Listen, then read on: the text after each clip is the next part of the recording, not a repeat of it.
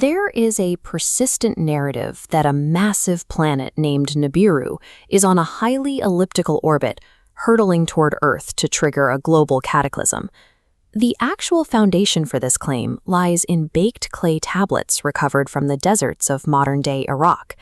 The transition from these ancient administrative records to an impending cosmic doomsday can be traced specifically to the translations published by Zecharia Sitchin in 1976.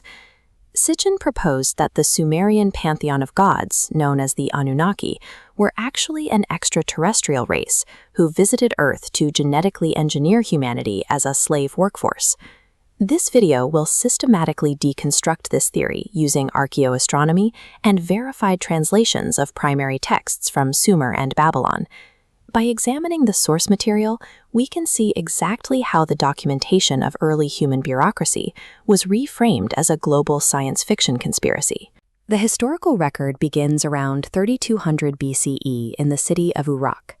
This site marks a transition from small settlements to a massive urban concentration covering 6 square kilometers. Managing a population of over 50,000 required a level of administrative complexity that dictated the development of specialized labor forces and resource management systems. To track this, Uruk's administrators utilized the beveled rim bowl. Tens of thousands of these crudely stylized objects have been found, functioning as the primary tool for distributing specific grain rations to a massive workforce. This civic machinery was overseen by rulers like King Gilgamesh, a historically grounded figure who managed the logistics of state projects. Gilgamesh appears in the Sumerian king list, an official state document that places his reign within an unbroken chain of verified historical monarchs. While the Epic of Gilgamesh describes him as 2/3 divine, this fraction served as a theological metaphor for the psychological isolation of kingship rather than a literal genetic breakdown. Uruk's monumental walls and grid-like planning are explained by human bureaucracy, accounting, and organized labor. The entities overseeing this order were the Anunnaki. Translating strictly to princely offspring, they were conceptualized as a celestial oligarchy of gods who determined the fate of the state. This triad establishes their hierarchy. Anu represents the authority of the heavens, Enlil represents wind and law, and Enki represents water and wisdom. The Atrahasis epic provides their origin story for the first humans, whom they called the Lulu. The myth is explicitly cynical. Humans were created from clay specifically to bear the grueling physical burden of labor, allowing the gods to rest. This cynicism extends to the Mesopotamian flood myth, which served as a theological response to the unpredictable and devastating seasonal flooding of the Tigris and Euphrates rivers.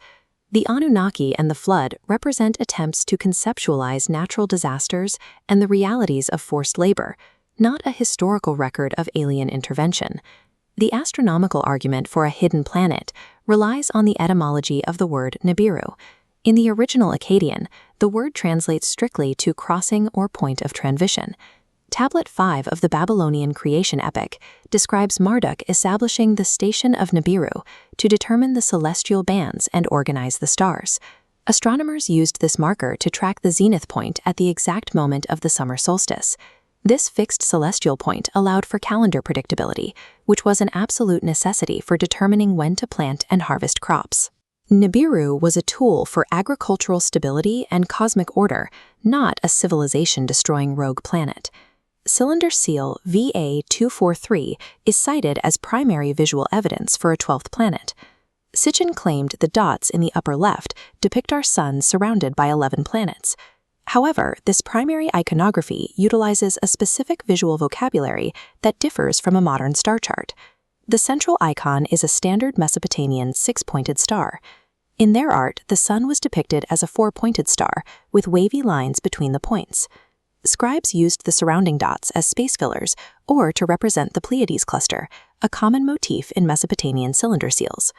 Beyond the iconography, the astrophysical claim of a 3,600-year elliptical orbit presents fundamental problems. This simulation shows the effect of a massive object on a highly elliptical orbit passing through the inner solar system. The gravitational pull would create massive orbital instability. A body of that size would have perturbed the orbits of Mars and Jupiter eons ago, leaving mathematical evidence in the positions of every planet. Modern sky surveys have scanned the entire celestial sphere and have detected no such gravitational disruption. When subjected to iconographic analysis and orbital mechanics, the 12th planet theory lacks any physical or historical support. If the linguistic and astronomical evidence is clear, why does the Nibiru myth continue to persist?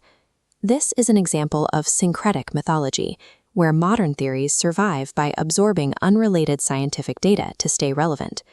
The failure of the 2012 Mayan calendar doomsday prediction forced the Nibiru narrative to adapt. Post-2012, the myth co-opted hard geological data from the Younger Dryas impact hypothesis, pivoting from a rogue planet theory to a story of cyclical comet bombardment. Ancient astronaut theories offer a technologically advanced origin story that acts as a psychological shield against the randomness of natural disasters. To find the actual history, we have to return to the historical people of Uruk.